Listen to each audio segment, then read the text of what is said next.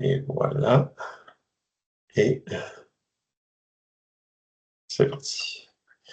Donc, désolé, voilà, l'enregistrement est démarré. Donc, petit récapitulatif, la technologie Wi-Fi, on débute, en fait, le récapitulatif sommaire que je vous fais ici démarre avec la technologie 802.11ac avec les points d'accès de la série 300. Pour ensuite passer au Wi-Fi 6 avec les AP de la série 500. Le Wi-Fi 6 était conçu pour améliorer l'efficacité avec des vitesses jusqu'à 4 fois supérieures par rapport au Wi-Fi 5. On améliore dans le fond la modulation à la fois en amplitude et en phase pour augmenter la densité des symboles qui sont générés et échangés à travers l'air. Avec le Wi-Fi 6, on a eu comme une sous-évolution, ou plutôt une sur-évolution, qui amenait, avec le Wi-Fi 6E, l'introduction de la bande du 6 GHz. Donc, le Wi-Fi 6E reprend les fonctionnalités d'efficacité du Wi-Fi 6, telles que l'OFDMA au niveau de la sécurité, le WPA3, les mécanismes aussi pour être capable de mettre en veille avec le Target Wake Time, et ça étendait, dans le fond, ces diverses fonctionnalités sur la bande du 6 GHz de manière à offrir un spectre beaucoup plus large, plus contigu, avec moins d'interférences et permettre justement l'usage de canaux à beaucoup plus large bande pour avoir plus de performance et accueillir une plus grande densité de dispositifs. Le Wi-Fi 6E et le Wi-Fi 7, dans le fond, ont un dénominateur commun, c'est tous les deux permettent l'usage de la bande de fréquence du 6 GHz. Toutefois, le Wi-Fi 7 est articulé sur la norme de l'I3A qui est le 802.11be, tandis que le Wi-Fi 6E, lui, est articulé sur le 802.11ax. Le Wi-Fi 7 va comporter certaines améliorations. Donc, les possibilités d'utiliser des canaux à très, très large bande, donc du 320 MHz. Des fonctionnements qu'on va décrire un petit peu plus tard, dont le MLO, les mécanismes de multiliaison, pour permettre l'agrégation de canaux ainsi que de permettre une relève transparente. Ça permet aussi l'usage de modulation d'amplitude et de quadrature en amplitude et en phase, avec une densité, une constellation de points allant jusqu'à du 4096 QAM. Donc, être capable justement d'offrir des débits de données de points beaucoup plus élevés. Et permet aussi ce qu'on appelle du spectrum puncturing, c'est-à-dire être capable de faire une perforation spectrale, si on fait une traduction mot à mot, de manière à être capable de mieux gérer les interférences sur des canaux à très large bande. Et là, si on fait un petit rappel, un petit récapitulatif là, pour ce qui est du 6 GHz, hein, donc on voit que l'adoption du 6 GHz s'est fait jusque dans 70 pays jusqu'à maintenant. Ça touche plus de 2 milliards de citoyens à travers la planète. Donc, on voit que la couverture de ce côté-là est très grande et l'adoption se fait vraiment là, en masse présentement. Et de manière visuelle, un peu, là, qu'est-ce que ça représente? Hein? En fait, c'est avec le 6 GHz, un peu plus que juste la bande du 6 GHz. Hein? On dépasse un petit peu, on parle de 1200 MHz de spectre nouveau pour l'usage du Wi-Fi. Donc, ici, c'est en comparatif par rapport au 2.4 et au 5 GHz. Donc, on voit vraiment, on débloque une capacité incroyable avec le 6 GHz ici, permet d'atteindre des vitesses de multiples gigabits par seconde, donc permet une meilleure performance et en même temps permet de soutenir une plus grande densité de dispositifs. Donc, tous les usagers qu'on réussit à déplacer sur le 6 GHz ben, vont moins engorger le 5 GHz. Si on libère le 5 GHz, ben, c'est qu'on permet un usage plus efficace du 2.4 GHz, là où on va retrouver beaucoup d'équipements IoT ou encore des équipements legacy. Donc, on va être capable d'accommoder des nouveaux services, permettre justement des convergences avec le 5G, des systèmes de réalité augmentée ou de réalité virtuelle avec des vidéos à haute définition à travers justement ces nouvelles performances qui sont débloquées grâce à l'usage du 6 GHz. Et là, je vais passer la main à Benoît, qui va nous entretenir sur les différentes nouveautés liées au Wi-Fi 7. Oui, merci Paul. Euh, donc Paul a déjà passé rapidement là, sur les points principaux en termes de standards. Donc si on les reprend rapidement, donc on parle, puis là je parle ici vraiment de ce qui est propre, hein, évidemment au Wi-Fi 7. Il y a beaucoup de choses qui demeurent inchangées. Le Wi-Fi reste le Wi-Fi qu'on connaît bien. Donc, ce qui a vraiment changé, bon, on parle puis on les passe un petit peu plus en détail ensuite, là. Bon, la bande passante, donc la taille des canaux. Donc, on parle ici de 320 MHz maximum pour un canal qui est énorme, immense, voire bon, pas nécessairement utilisable dans le contexte, dans vos contextes spécifiques, hein, ce que vous avez dans certaines circonstances des dizaines, voire des centaines de points d'accès. Donc, on tombe très rapidement en réutilisation de canaux. Donc, on fait du 320 MHz, hein, même dans le 6 gig qui est très large, là, on parle de 1200 MHz, mais si on fait ça divisé en 320, ça fait à peu près trois canaux différents qu'on peut utiliser en 320 MHz. Donc oui, c'est beaucoup de bandes passantes, mais on tombe très rapidement en utilisation. Donc, l'utilisation en entreprise est douteuse à son meilleur. Ensuite, le MLO, je vais le passer un petit peu plus tard, mais on parle ici de ce qu'on appelle l'opération multilien. On va voir un peu ce que ça veut dire dans une diapo 2. Ensuite, les modulations. Donc, on a une meilleure modulation du signal, donc qui nous permet de démoduler plus de bits, disons. Puis on va les passer un petit peu. Qu'est-ce que ça veut dire exactement? Puis on va en profiter aussi pour faire un petit rappel là, de qu'est-ce que ça veut dire, c'est quoi le QAM, tu sais, c'est comment une transmission Wi-Fi fonctionne. C'est une belle occasion de faire un petit refresh sur ça. Donc, les fondations de comment est-ce que ça fonctionne et pourquoi, qu'est-ce que la 4K CAM, le 4096 QAM change dans tout ça. Et bon, la capacité, Paul le mentionnait également, on reste évidemment dans l'utilisation du 6 GHz. C'est là pour rester. Évidemment, on va en profiter de plus en plus avec le temps qui avance. Et durant la section, ce qu'on va vous parler de l'événement HP Discover, on a quand même sorti des statistiques en termes de combien de clients ont été utilisés, qu'est-ce qui était Wi-Fi 7, qu'est-ce qui était 6E, qu'est-ce qui a fonctionné sur le 6 GHz. Donc, c'est vraiment intéressant sur l'évolution que ça a pris durant les dernières années. Et on a maintenant là, des statistiques qui sont très récentes, là. Donc, c'était en juin, si je ne me trompe pas, C'est ça. l'événement. Donc, assez récent, là. Donc, pour le premier deep dive, on peut l'appeler comme ça pour les nouveautés. Bon, le 4096 QAM. Donc, qu'est-ce que ça veut dire? Le QAM, ça veut dire quoi, le 4096? Donc, si on reprend un peu comment le Wi-Fi fonctionne, bon, vous avez sûrement déjà entendu l'expression là, des transmissions numériques. On envoie des 1 puis des 0. Bon, c'est pas tout à fait le cas. Oui, le but ultime est de décoder du binaire, des bits. On n'envoie pas des 1 et des 0, ça serait très lent, hein, donc un bit à la fois. Donc, ce qu'on fait, c'est qu'on module, hein. On module le signal en phase, en amplitude, le QAM, c'est ça que ça veut dire, quadrature, amplitude modulation.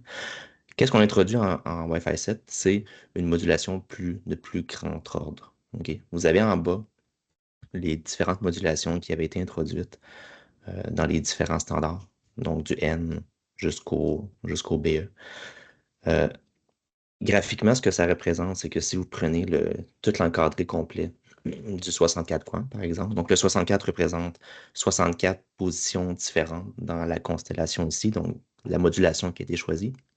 Donc 64 points différents qui vont représenter une série de bits.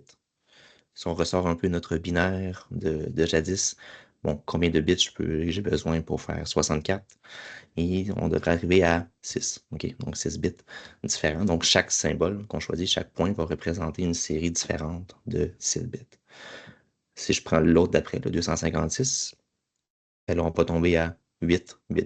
OK? Donc de plus en plus que la modulation augmente, plus on démodule, on module et démodule un nombre de bits, une série de bits, jusqu'à monter euh, au 4096. Donc, le 4096, si vous prenez l'encadré du 1024 au complet, représente le petit bout, le quart, le coin du 4096. Donc, 4096 possibilités de modulation, de différence d'amplitude, de phase.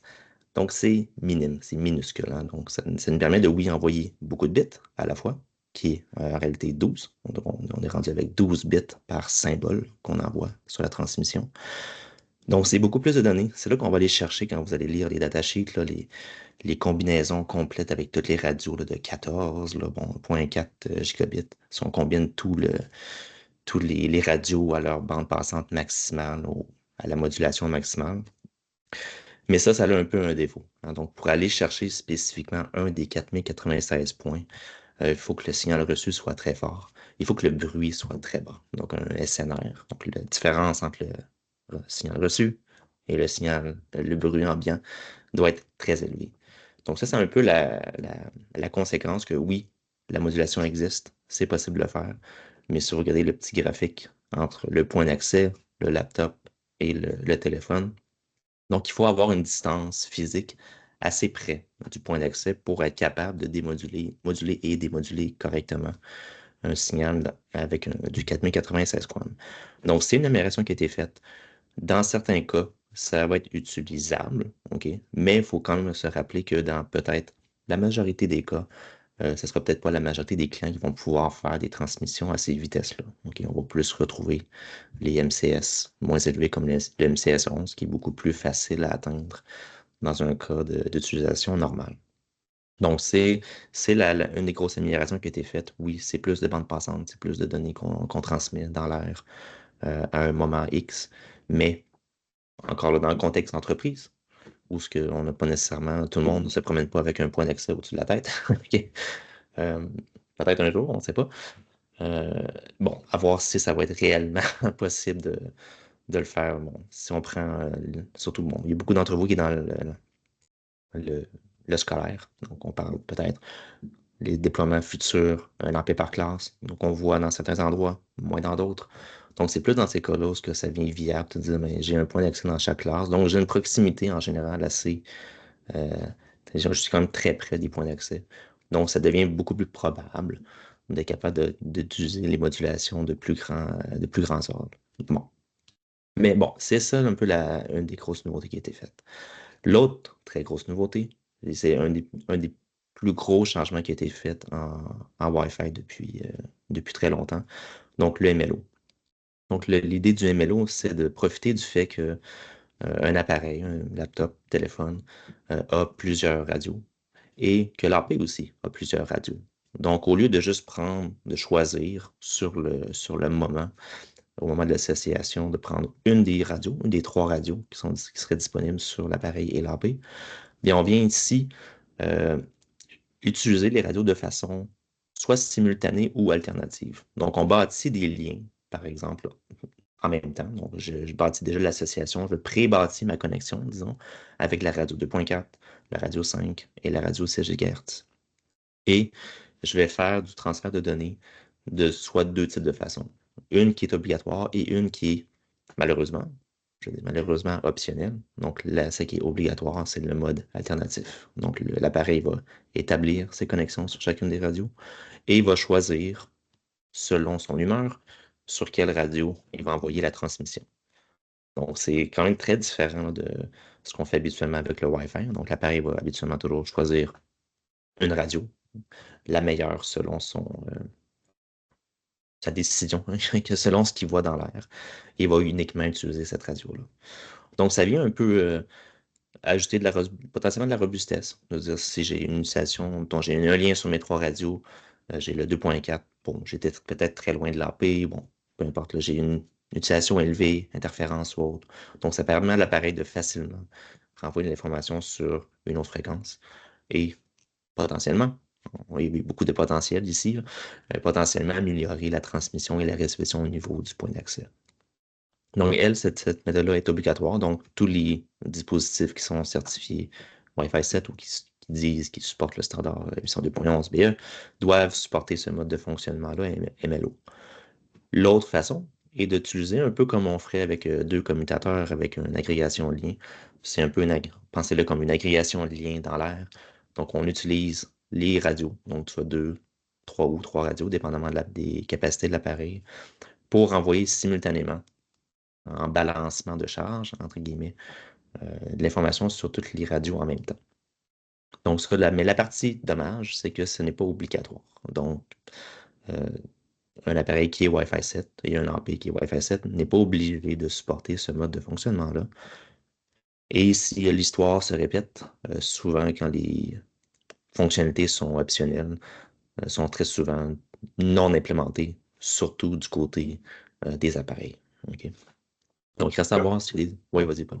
Puis moi, un point qui était quand même à souligner sur le MLO, la liaison doit obligatoirement, du moins, en fait, c'est obligatoire que c'est avec le même point d'accès. C'est-à-dire que Mhm.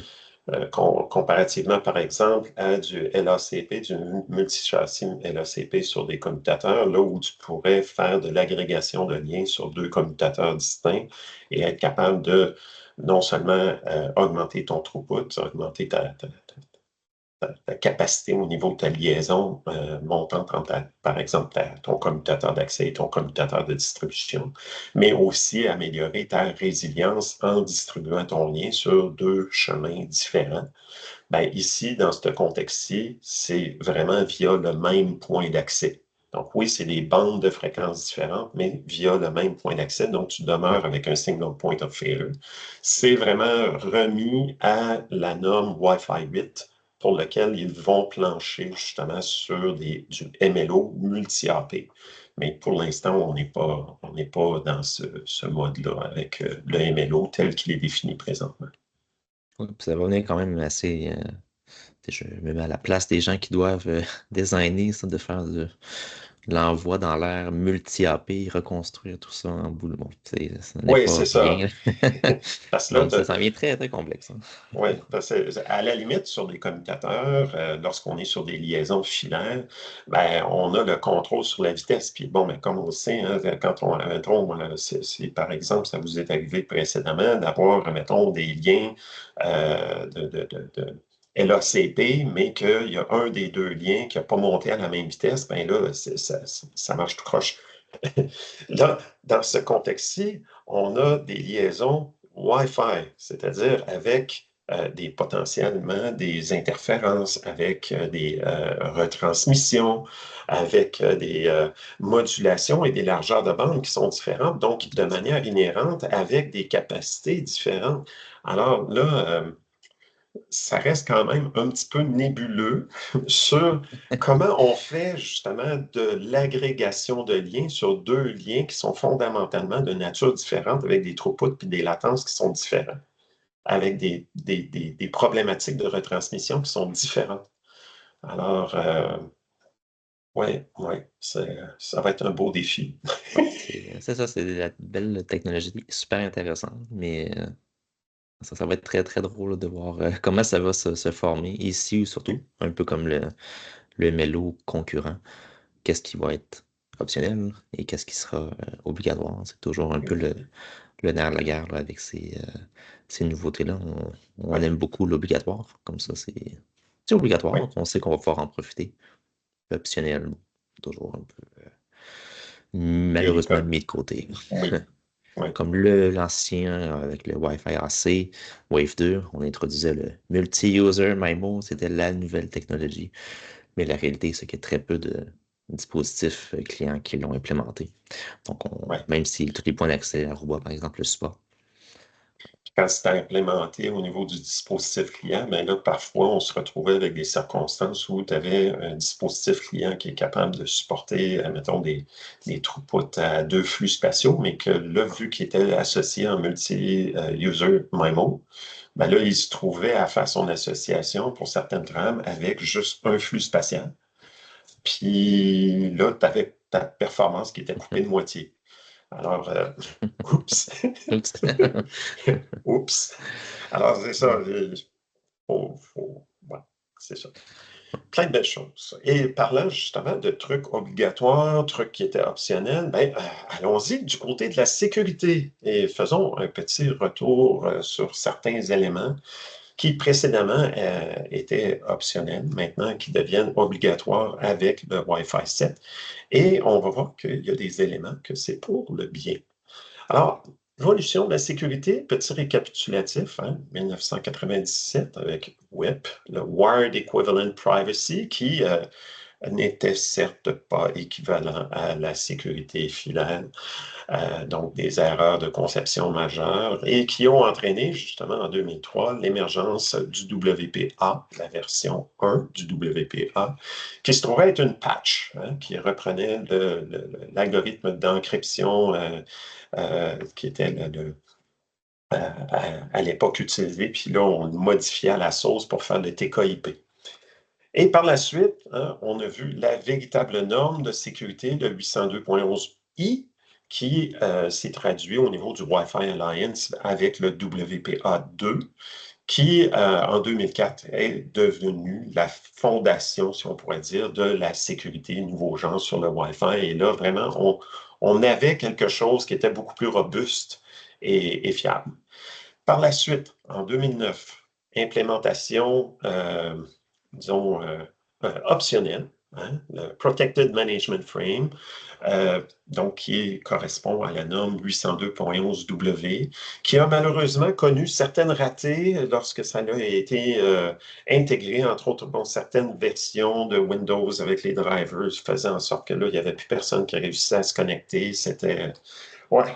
Puis le but hein, du Protected Management Frame, donc petit récapitulatif ici, hein, comparativement par exemple à une communication au niveau filaire, du point de vue filaire, ben, on a uniquement des trames de données qui circulent sur le réseau. En sans fil, ben, on se retrouve avec des trames, oui, de données, mais on a aussi des trames de gestion et des trames de contrôle. Et bien entendu, l'une des vulnérabilités qui était exposée à cause justement des trames de contrôle et les trames de gestion était le fait que quelqu'un mal intentionné, hein, un hacker, pouvait falsifier, envoyer de fausses trames de gestion et, dans le fond, leurrer soit le point d'accès ou encore le dispositif client en envoyant, par exemple, des requêtes de désauthentification. Requête de désauthentification qui faisait, dans le fond, une espèce d'attaque de déni de service sur le réseau sans fil et qui faisait en sorte que les dispositifs se déconnectaient. C'était particulièrement utile lorsque, par exemple, on voulait calculer ou essayer de décoder le mot de passe qui est utilisé en utilisant une attaque par dictionnaire. Donc, on arrive sur le réseau sans fil, on force la déconnexion des usagers et à l'aide d'une capture de paquet, on analyse ce qu'on appelle le four-way handshake, donc l'échange de clés initiales. Et avec l'échange de clés initiales, ben là, on prend un dictionnaire et on essaie toutes les tentatives ou toutes les recettes possibles avec ce qu'on appelle un rainbow table pour être capable de retrouver le mot de passe qui était utilisé. Et donc, c'était une des attaques connues pour être capable de casser des clés, des PSK de faible complexité et être capable de pénétrer un réseau sans fil WPA2. Donc, le PMF, le Protected Management Frame, permettait d'éviter ce type d'attaque qui permettait de désauthentifier ou de falsifier certaines trames de gestion sur le réseau sans fil. Et ça offrait une sécurité avancée de ce côté-là. Ensuite, 2018, hein, on voit l'émergence de la nouvelle norme, le WPA3 et le Enhanced Open, de manière justement à rehausser le chiffrement et améliorer la sécurité au niveau justement des connexions sans fil. Et ensuite, en 2020, on voit l'émergence du Wi-Fi 6E avec l'usage du 6 GHz et le Wi-Fi Alliance, vu l'introduction de cette nouvelle bande de fréquences-là, a voulu faire utiliser ça comme une espèce de momentum pour inciter le monde à passer au WPA3. Donc, avec l'usage du 6 GHz, devient obligatoire l'usage du WPA3. Et si on enchaîne aussi dans ce même ordre d'idées-là, en 2024, avec l'émergence du Wi-Fi 7, ben là, on rehausse encore une fois toutes ces notions-là au niveau du WPA3. Donc, on va voir qu'il y a un élément au niveau du hash to element qui permet de rehausser la signature et le hachage de manière à pallier à certaines vulnérabilités potentielles qui ont été mises à jour lors du lancement justement du WPA3. C'est vraiment certaines implémentations, hein. Ce n'est pas toutes les implémentations qui souffrent de ce genre de problématique-là. On introduit aussi une nouvelle notion, le Beacon Protection. On introduit aussi le Protected Management Frame. Et là, au lieu de le mettre obligatoire uniquement dans le 6 GHz, là où c'est obligatoire d'avoir le WPA3, ben là, on étend cette notion-là à toutes les bandes de fréquences avec le Protected Management Frame. Donc, si on passe en revue à faire un petit plus deep dive de certains éléments, donc au niveau du beacon protection, hein, ce qu'il faut savoir hein, dans les trames de gestion, la balise, ben, c'est un peu comme un métronome. C'est le chef d'orchestre qui permet d'annoncer le nom du SSID, annoncer certains éléments permettant la connexion des dispositifs sur le SSID. Donc, ici, cette trame-là n'était pas couverte par ce qu'on appelle la notion de Protected Management Frame. C'est certain que pour les observateurs extérieurs, on demeure capable de percevoir justement la balise. Mais là, ici, dans la notion hein, de protection de la trame, justement, de balise, du beacon, ben, on va rajouter ce qu'on appelle un Message Integrity Check. On va rajouter une signature numérique et on va passer la clé qui sert à décoder et valider ce Beacon Integrity. On va le passer lors de l'échange de clés, ce qui va permettre au dispositif client de valider la signature des balises par la suite lorsqu'ils sont connectés et permettre justement d'éviter qu'un dispositif malveillant vienne injecter des trames malicieuses de balises qui pourraient falsifier ou, disons, causer une attaque de déni de service sur la disponibilité du réseau sans fil. Donc, ça, c'est une nouveauté. Donc, ça permet de protéger cet élément-là. Donc, quand on compare, par exemple, la différence entre le Wi-Fi 6E et le Wi-Fi 7, ben, oui, on se retrouve en Wi-Fi 6E à introduire le WPA3 ou le Enhanced Open, qui sont obligatoires pour les opérations sur le 6 GHz. Dans le Simultaneous Authentication of Equals, c'est-à-dire la méthode d'authentification pour l'équivalent du WPA2 PSCOM, et que là, c'est du WPA3 SAE. Bon, ben, auparavant, on avait le hash to element. Il y avait certains éléments qui, dépendamment, comme je vous disais, de l'implémentation, donc une des implémentations pour dans le fond, la vulnérabilité qui a été évoquée ou trouvée en 2019, c'était le Dragon Blood. Donc, parce que justement, l'algorithme d'encryption, c'est le Dragonfly. Donc, ça se trouvait être comment on fait saigner le dragon. Donc, les hackers aiment bien faire quelques petits jeux de mots comme ça.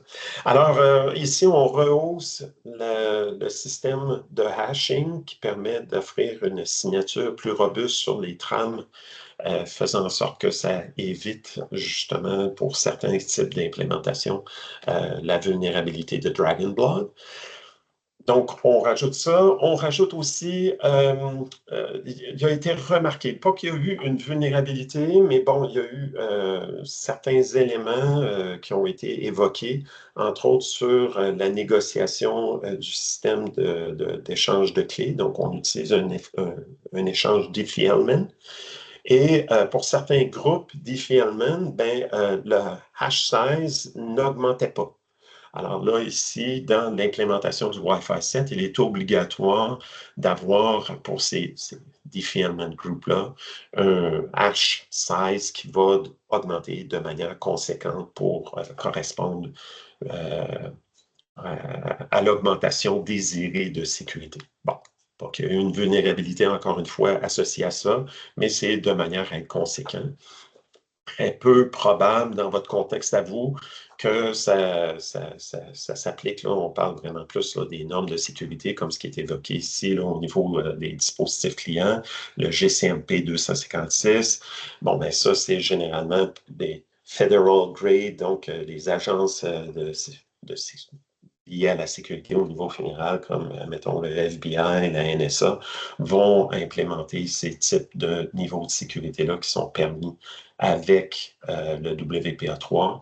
Et dans le fond, avec le Wi-Fi 7, le dispositif client doit supporter cette norme-là. Ce n'est plus une notion optionnelle. Mais ne vous inquiétez pas, pour nous, comme un mortel sur Terre, on demeure avec la compatibilité avec le CCNP 128, donc le AES qui est dérivé du AES 128, qui nous permet d'avoir un niveau de sécurité qui est acceptable avec une rétrocompatibilité avec des équipements existants. Donc, ça devient quelque chose là, qui est quand même, qui nous permet de faire une transition en douceur, là, si on peut dire, là, au niveau de l'usage du WPA3.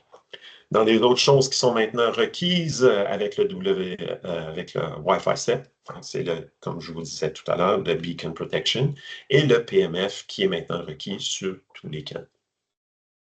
Et si on regarde un peu de nous dans notre perception avec justement Aruba Central, lorsqu'on dresse le portrait global, ben, ça se découpe à peu près de cette manière-ci, là, la tendance mondiale. On voit qu'il y a une augmentation de l'usage du WPA3, mais ça demeure quand même relativement marginal.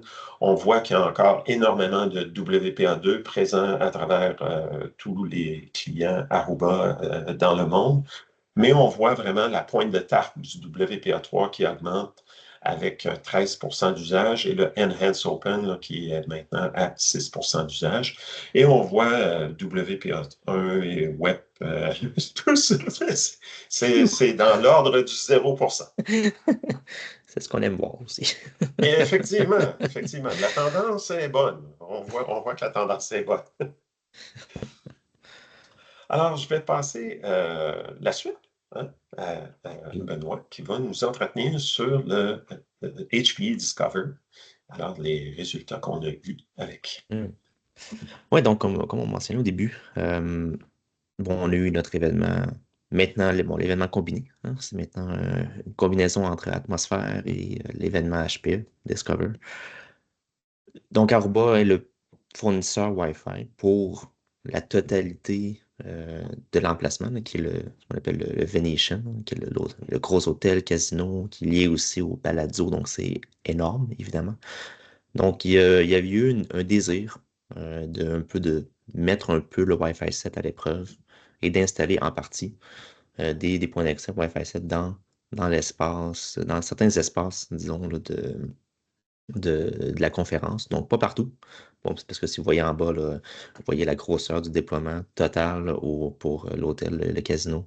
On parle de 9300 AP, donc c'est un emplacement énorme. Donc, on n'a évidemment pas remplacé 9300 AP avec des AP 735. Donc, on a concentré à certains endroits une couverture Wi-Fi 7 qui était ce qu'on appelle le Expo Hall, qui est un gros espace ouvert avec un paquet de kiosques. Vous avez la petite place ici.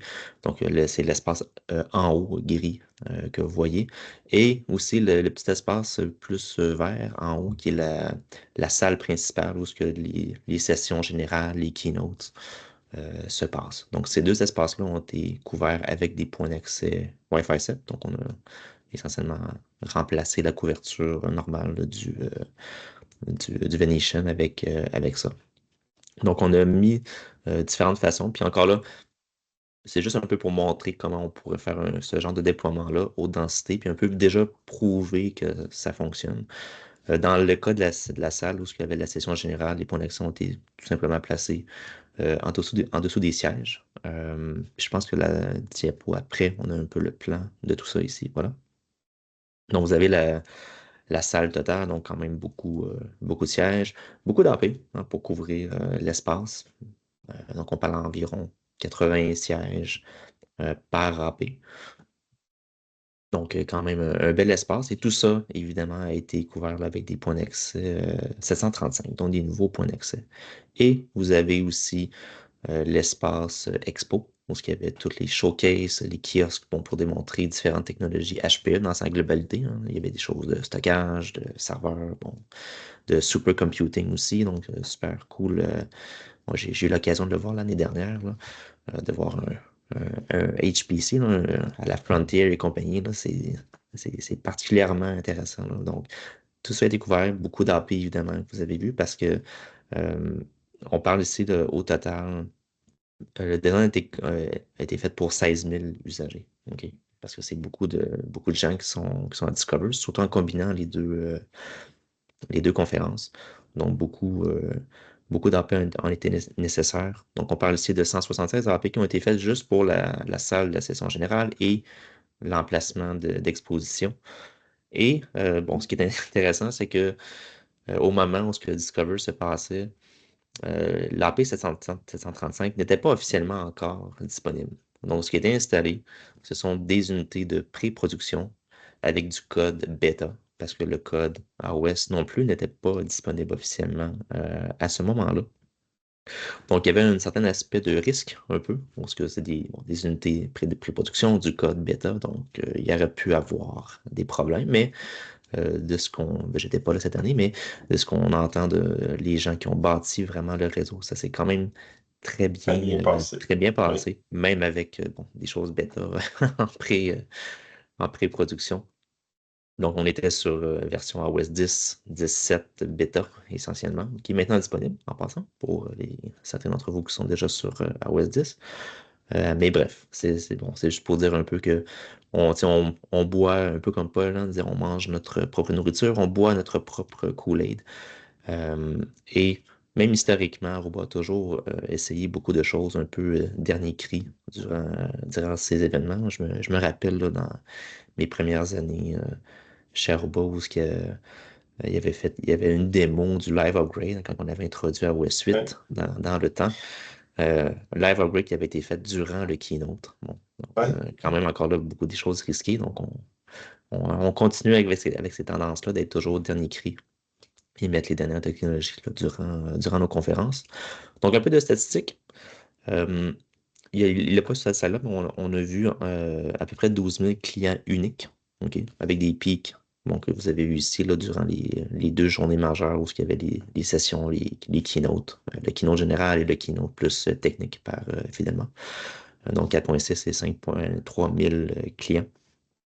Ce qui est intéressant aussi, c'est voir la disposition des clients. Donc, on avait quand même 25%, donc 1000 clients, qui supportaient le 6 GHz. Donc, c'est quand même intéressant de voir là, que déjà aujourd'hui, de plus en plus de dispositifs vont supporter la fréquence, le 6 GHz. Euh, Seulement 5% que vous voyez ici là, qui sont Wi-Fi 7, mais déjà qui est quand même très récent, là, c'est cet été essentiellement là, que c'est devenu disponible. Donc déjà encore, il y a des clients qui supportent le Wi-Fi 7 qui ont apparu. Et bon, c'est un peu moins présent au Canada. En fait, c'est pas présent au Canada, mais aussi 22% des clients qui sont tombés sur notre service Passport, qui est essentiellement une façon un fournisseur de pré-programmer des appareils, par exemple, ici dans le cas de AT&T et T-Mobile, de pré-programmer des appareils pour identifier quelqu'un, mais avec sa carte SIM. Donc, on utilise l'identité déjà présente du téléphone pour identifier quelqu'un sur un réseau Wi-Fi standard au lieu d'utiliser le cellulaire essentiellement, qu'on appelle le Passpoint ou le AirPass, si vous avez vu un peu de marketing plus Aruba. C'est de la façon que nous on appelle la fonction, mais c'est du Passpoint, une nomenclature plus standard.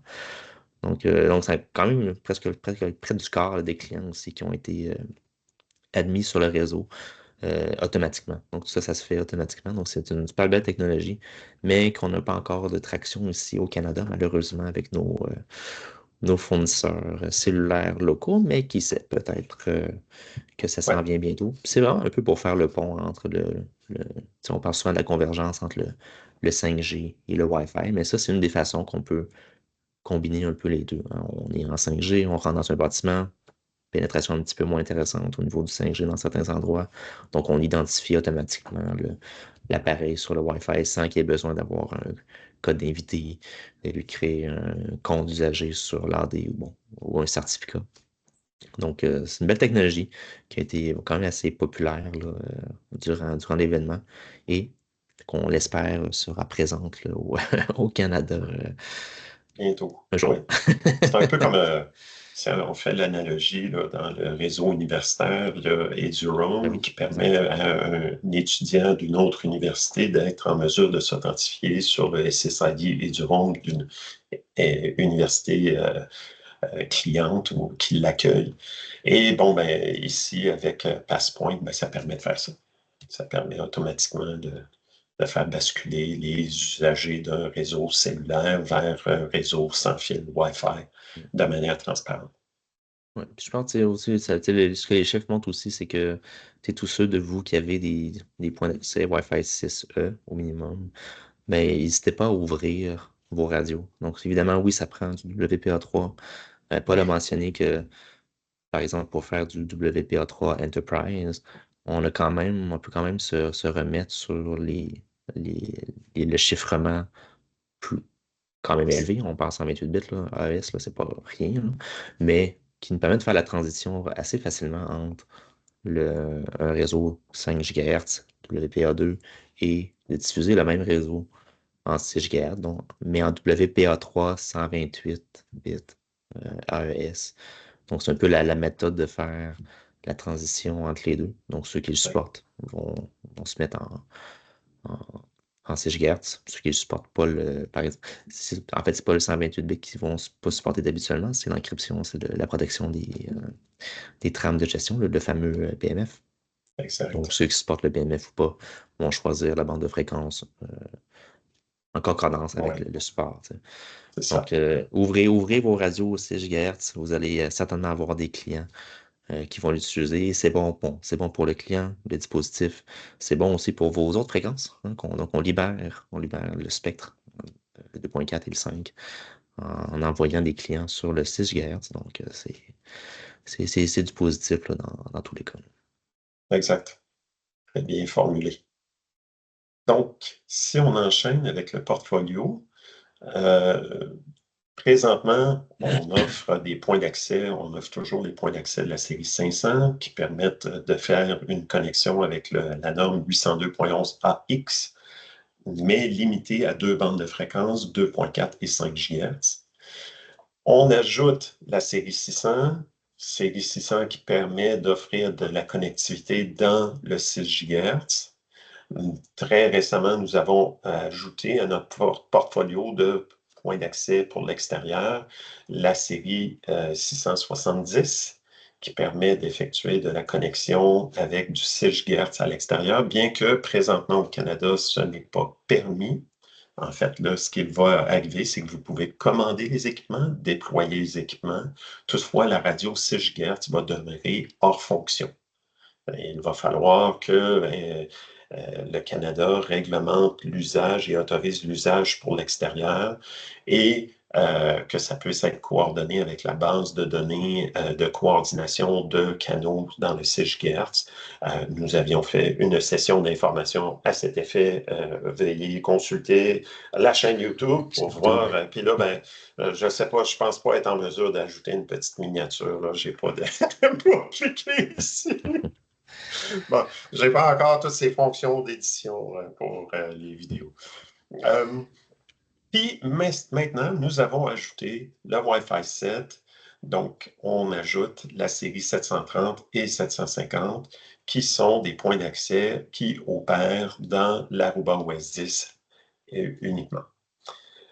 Si on focus plus précisément sur le 735 et le 734, donc ce sont des points d'accès qui opèrent avec la norme du 802.11be, supportent, comme on disait, jusqu'à 320 MHz de largeur de canal dans le 6 GHz avec des modulations de 4096 coins.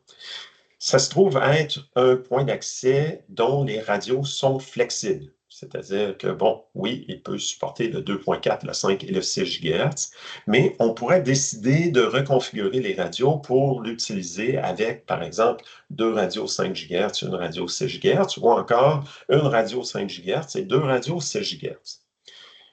Et avec justement une reconfiguration de radio de ce type, avec des largeurs de bande très larges, par exemple dans le 6 GHz, mais là vient le besoin d'avoir du multi-gigabit.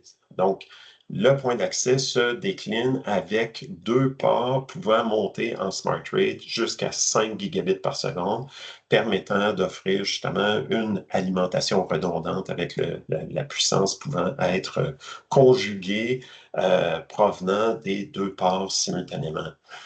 C'est une plateforme prévue pour le IoT, c'est-à-dire qu'on dispose de radios intégrées Bluetooth et Zigbee. Donc, auparavant, on avait dans les déclinaisons précédentes des points d'accès Aruba, il fallait faire un choix, soit on avait le chipset Bluetooth ou soit on l'utilisait sous la forme Zigbee.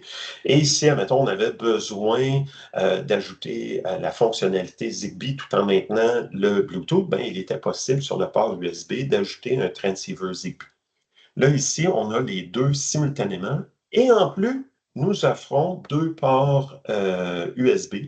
D'ailleurs, des ports USB qui sont munis d'une petite vis permettant de locker, si on pourrait dire, le dispositif qui serait branché sur le port USB. Donc, il est possible de rajouter, par exemple, un transceiver N-Ocean et de rajouter, admettons, un senseur de qualité de l'air de Pierre System et d'avoir tout ça qui fonctionne simultanément sur la même plateforme.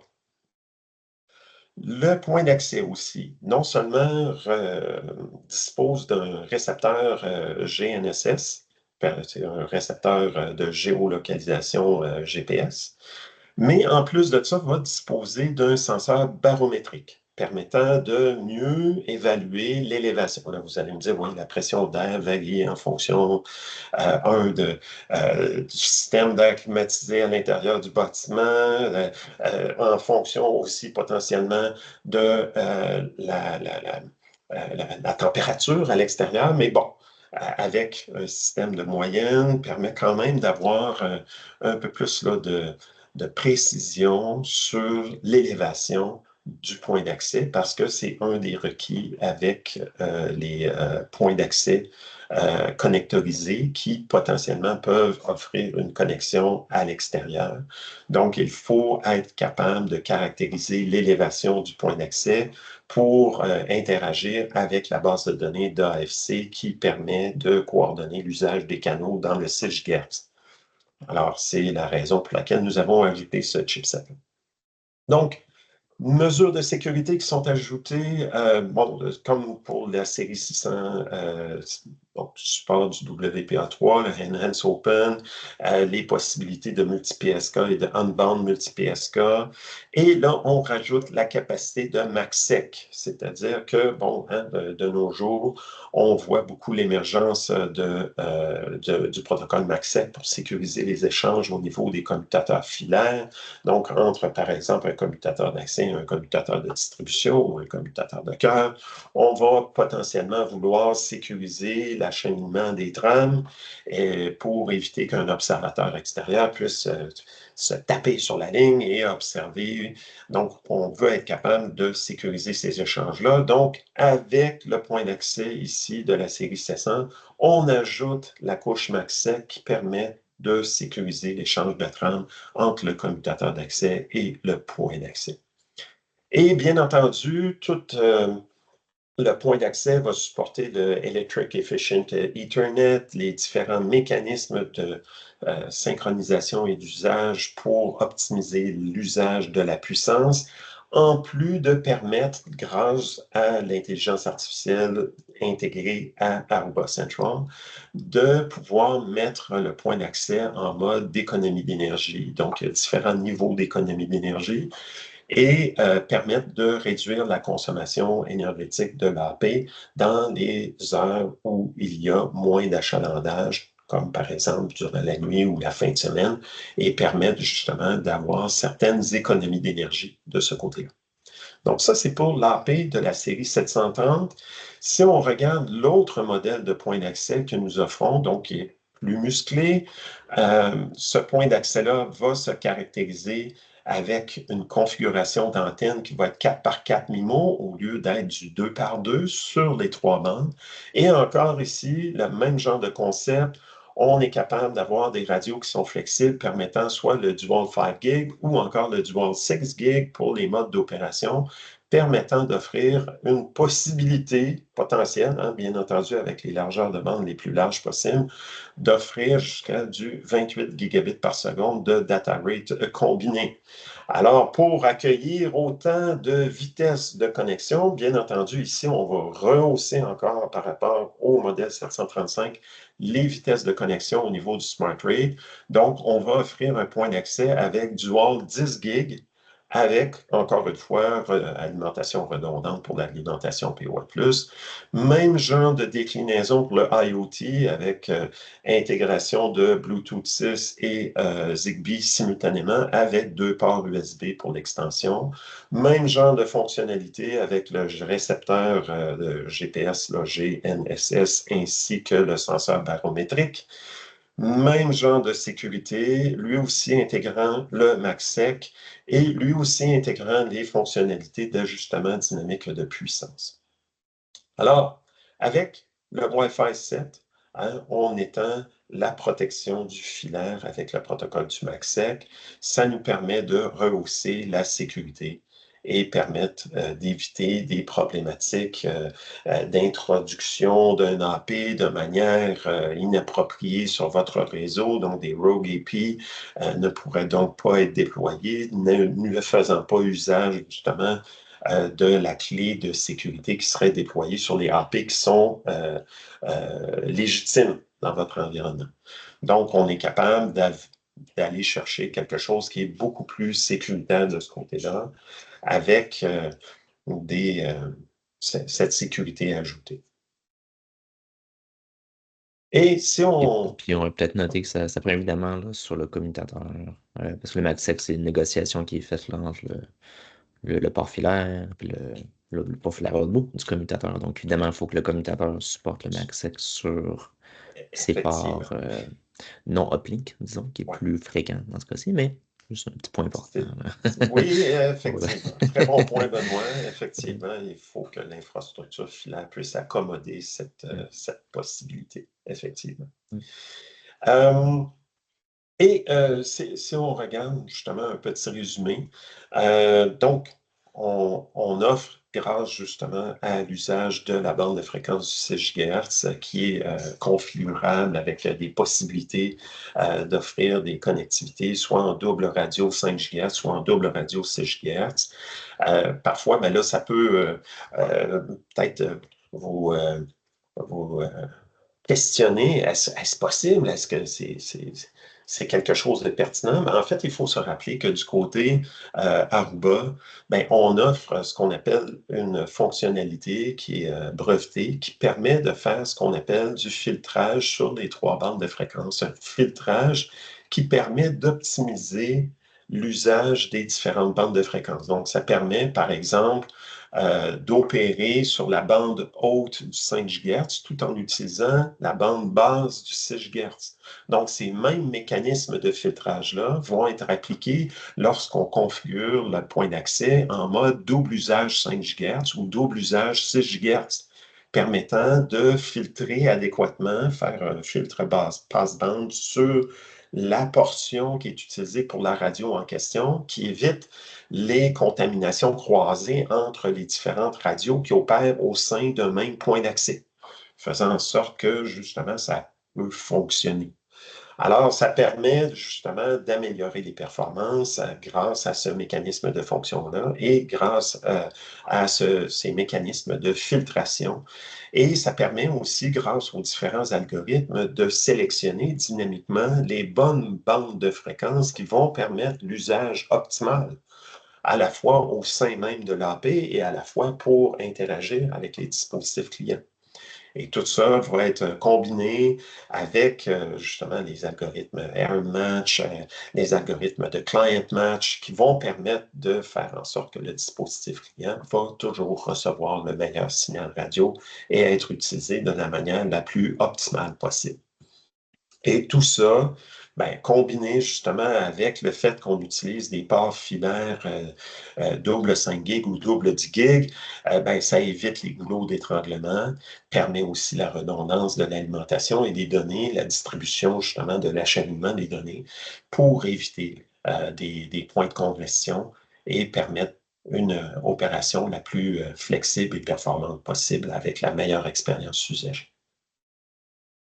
Puis évidemment, les chiffres qui sont là sont toujours selon les capacités maximales. Donc, le 14.4 vient du 2 radios en double 6 GHz, 320 MHz de bande passante sur le canal, avec la modulation la plus élevée. Donc, c'est sûr que dans la vraie vie, ça va être moins élevé, mais ça sera certainement plus haut qu'un gigabit, facilement plus haut qu'un gigabit. Donc, dans les rafraîchissements qui s'en viennent, peut-être garder en tête que si vous commencez à mettre du Wi-Fi 6E, ouvrir les radios 6 GHz, je trouve que c'est très viable d'avoir des canaux 80 MHz là, sur le 6 GHz. Il y a de l'espace, on a en masse d'espace pour le faire. Même dans certains cas, le 160 peut être viable, dans certains cas, pour les plus petits bâtiments, par contre, par exemple, parce qu'on a moins de points d'accès. Donc là, ça devient beaucoup plus facile de rentrer plus qu'un gigabit là, dans un canal 160 MHz. Là, tu sais. À la maison, moi, je suis comme ça. Je suis associé en 2.4 G, puis j'ai un gigabit fibre optique, je le remplis en Wi-Fi, juste moi. Euh, donc, c'est rendu possible, même côté pratique, là, puis pas seulement dans un laboratoire avec les astres qui s'alignent. Donc, ça devient de plus en plus important de garder en tête ce, ce point-là, le multi-gigabit là, sur les ports de commutateurs. Puis on en fait entre autres un qui est quand même intéressant, qui est dans la série 6200, qui est notre commutateur d'accès assez standard commun. Un des modèles 6200M, qui est un modèle 48 ports, mais qui a 12 ports multi-gigabit dessus. PoE classe 6, donc le PoE BT. Donc ça permet de prendre par exemple un stack de 3 switches, brancher les points d'accès dans les 12 premiers ports de chacune des switches, puis le restant des devices filaires standard 1 gig qu'on ne veut pas nécessairement brancher en multi-gig. Donc d'avoir un peu cette flexibilité-là de mettre des points d'accès qui vont nécessiter dans le futur là, cette bande passante-là, mais garder quand même le filaire à la vitesse plus normale. Alors, je vais arrêter l'enregistrement, puis on va